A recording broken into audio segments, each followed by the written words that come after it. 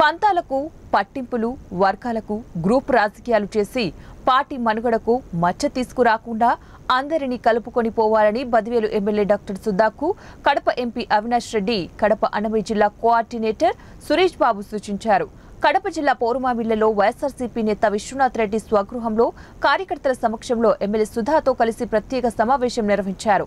ఈ సందర్భంగా వారు మాట్లాడుతూ బద్వేలు నియోజకవర్గంలో కొంతకాలంగా ఎమ్మెల్సీడీసీ గోవిందరెడ్డి, విశ్వనాథ్ రెడ్డి, సత్యనారాయణ రెడ్డిల మధ్య విభేదాలు తారస్థాయికి చేరాయి. గోవిందరెడ్డితో విభేదించిన వారందరినీ ఇటీవల దాదాపు 2000 మందితో అసమ్మతి సమావేశాలు నిర్వహించారు.